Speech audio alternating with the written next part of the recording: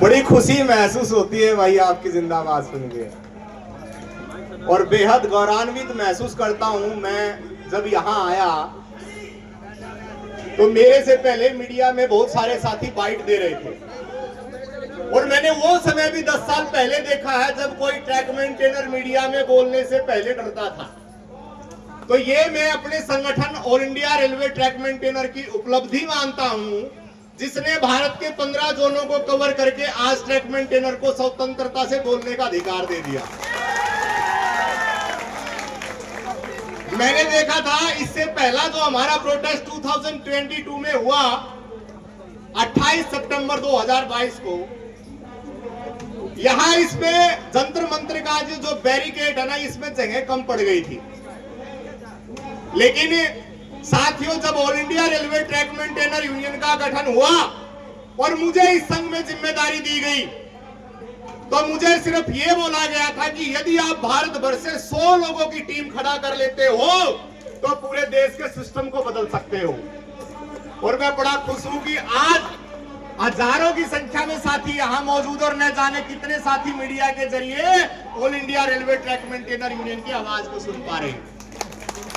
बड़ा खुशी महसूस करता हूं कि आज अपना खुद का मंच है, हम किसी के दूसरे संघ के झंडे के नीचे नहीं आए हैं। अपना संगठन all India railway track maintainer union जिंदाबाद, जिंदाबाद, जिंदाबाद, जिंदाबाद। इस संघ ने हर नामुमकिन चीज को मुमकिन करके दिखाया है। मैं पिछले 8 वर्षों से सुन रहा था 2019 का जब चुनाव आया 2019 का, और भारतीय रेलवे के रेलवे बोर्ड ने जब मॉडलिटीज यानी कि चुनाव की शर्तें भी तैयार कर ली थी, तब तक लोग कहते रहे कि all India railway track maintainer union चुनाव नहीं लड़ेगा। और यही हाल हमारा गत 2024 में भी होने वाला था। लेकिन आप बताइए, क्या all India railway track maintainer union चुनाव चिन्ह लाया कि नहीं लाया? और इसका मात्र चुनाव चिन्ह लाने से ओपन फील्ड में मैंने देखा है कि विपक्षियों ने घूमना छोड़ दिया था। लाल जो आज भगवाधारी है, ये ऑरेंज क्रांति है। 2024 में मैंने हाल देखा विपक्षी नेताओं का, वो कह रहे थे कि अब की बार ट्रैकमैन की सरकार। और निश्चित तौर पर हम आपसे वायदा करते हैं कि यदि आप सब साथी एकजुट रहे तो अब तक पिछले 10 वर्षों के अंदर all India railway track maintainer की कुछ उपलब्धियां जो मैं आपको बताना चाहूंगा, जिसकी वजह से, जिस विश्वास की वजह से आज आप यहां एकत्रित हुए। सबसे पहले दोस्तों, 7 CPC 7वें पे कमीशन में 2700 रुपए रिस्क अलाउंस आपको all India railway track maintainer union ने दिलाया।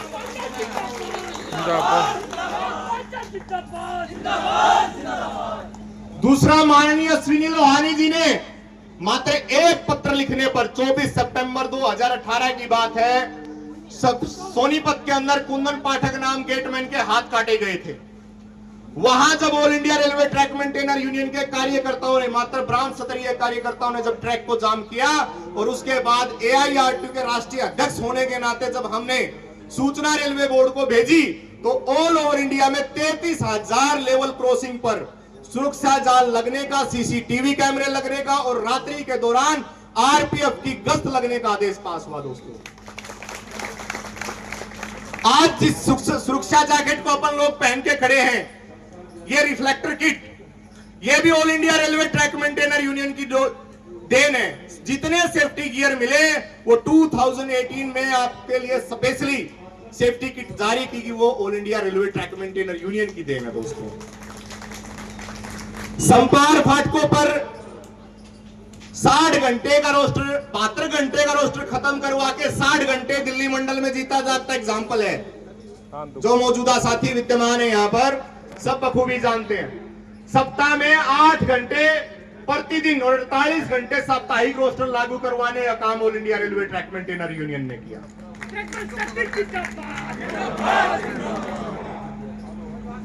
नवनियुक्त ट्रैक मेंटेनर कर्मचारी जो भी पटरी पर पेट्रोलमैन का काम करेंगे, उससे पहले वो 19 दिन से लेकर 24 दिन का ट्रेनिंग उनको देना होगा। ये मैंडेटरी करवाया all India railway track maintainer union.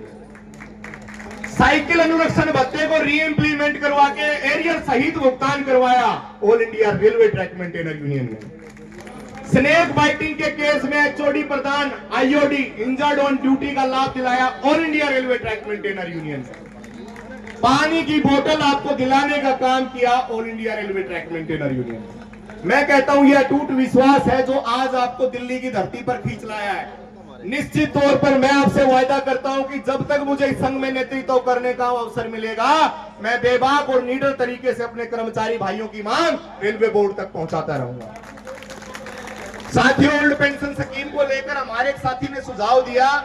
साथी खुशीराम एनडब्ल्यूआर से आए हैं और मैं ये सुझाव आपके माध्यम से, आपकी मीडिया के माध्यम से सरकार तक पहुंचाने का काम करना चाहता हूं। सैकड़ों प्रोटेस्ट, हजारों प्रोटेस्ट मैंने देखा है छोटे मोटे स्तर पर ओल्ड पेंशन स्कीम को लेकर देश में किए गए।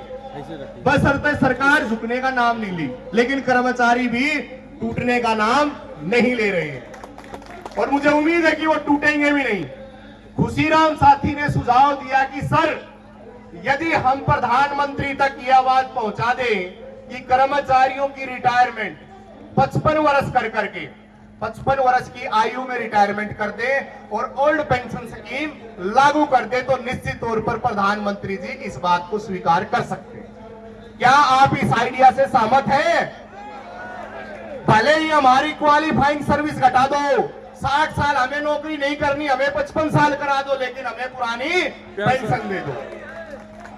पुरानी पेंशन में, न्यू पेंशन स्कीम में और यूनिफाइड पेंशन स्कीम में सिर्फ एक मोटा डिफरेंस क्या है कि ओल्ड पेंशन स्कीम में जितनी अंशदान राशि है वो पूर्ण रूप से सरकार के द्वारा दी जाती थी, लेकिन एनपीएस और यूपीएस में, एनपीएस में 10% मूल वेतन का आपको देना पड़ता है जो शेयर मार्केट में लगता है, जो पूर्ण रूप से रिस्क से गिरा हुआ, हाई रिस्क।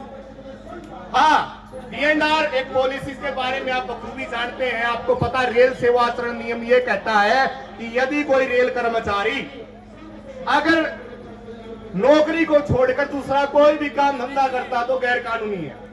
सभी सहमत हैं? अब मुझे ये बताओ, यहां खड़े कितने रेल कर्मचारी ऐसे हैं जो शेयर मार्केट में इन्वेस्ट करते हैं? सभी। झूठ मत बोलना, 99% है ना।